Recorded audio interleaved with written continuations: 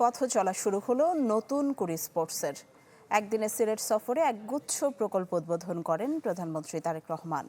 সুধী সমাবেশে আশ্বাস দেন জনগণকে দেয়া প্রতিশ্রুতি বাস্তবায়নের। বলেন, ২.৫ মাস সরকারকে মূল্যায়নের জন্য যথেষ্ট সময় নয়। সাজিদুল আলম তুহিনের ক্যামেরায় সিলেট থেকে আরও জানাচ্ছেন শাহনেওয়াজ বাবলু। মেধাবী শিল্পী তৈরিতে কয়েক প্রজন্ম ধরে অসামান্য অবদান রেখেছে নতুন কুড়ি। এবার পথ চলা শুরু হলো নতুন কুড়ি স্পোর্টসের। স্বপ্নের পথে বিজয়ের সাথে এই স্লোগানকে সামনে রেখে প্রতিযোগিতার আনুষ্ঠানিক উদ্বোধন করেন প্রধানমন্ত্রী তারেক রহমান। একই সময়ে দেশের সব জেলায় একযোগে শুরু হয় এই আয়োজন।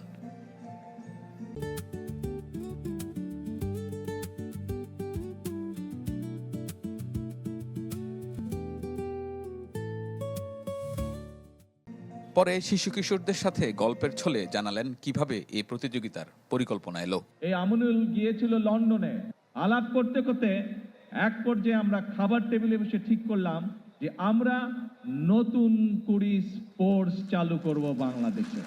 তরুণ প্রজন্মকে খেলাধুলায় সম্পৃক্ত করা, শিক্ষার পাশাপাশি ক্রীড়াকে এগিয়ে নেয় সরকারের লক্ষ্য তুলে ধরেন প্রধানমন্ত্রী।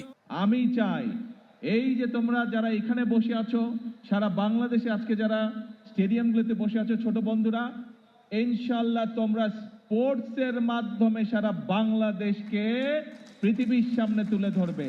তোমরা প্রত্যেকে এক একজন বাংলাদেশের অ্যাম্বাসেডর হবে।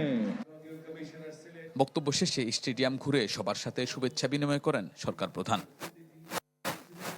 নির্বাচিত হওয়ার পর প্রথমবার সিলেটে এসে নিজের দেয়া প্রতিশ্রুতি পুনর্ব্যক্ত করলেন প্রধানমন্ত্রী তারেক রহমান। জানালেন, জনগণকে সঙ্গে নিয়ে সুখী সমৃদ্ধ বাংলাদেশ গড়তে চান। স্থানীয়দের প্রত্যাশা, প্রধানমন্ত্রীর এই সফর নতুন করে ছোঁয়া লাগবে সিলেটের উন্নয়নে। এর আগে বাঁশিয়া নদীর খাল পুনর্খনন কাজের উদ্বোধন করেন প্রধানমন্ত্রী। সমাবেশে বক্তব্যে বলেন, দেশের মানুষের স্বার্থ রক্ষা আর সমস্যা সমাধান করাই বিএনপি সরকারের একমাত্র লক্ষ্য।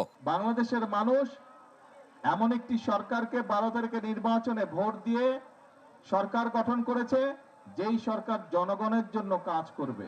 কারণ আমাদের একমাত্র জবাবদিহিতা হচ্ছে এই দেশের মানুষের কাছে, এই দেশের জনগণের কাছে। সেজন্যই আমরা সেই সকল কর্মসূচি পালন করতে চাই, সেই সকল কাজ আমরা করতে চাই যেগুলোতে জনগণের উপকার হবে। এদিন সুধী সমাবেশে অংশ নিয়ে প্রধানমন্ত্রী বলেন, ২.৫ মাস একটি সরকারকে মূল্যায়নের জন্য যথেষ্ট নয়। প্রতিশ্রুতি অনুযায়ী সব পরিকল্পনা বাস্তবায়ন করবে সরকার।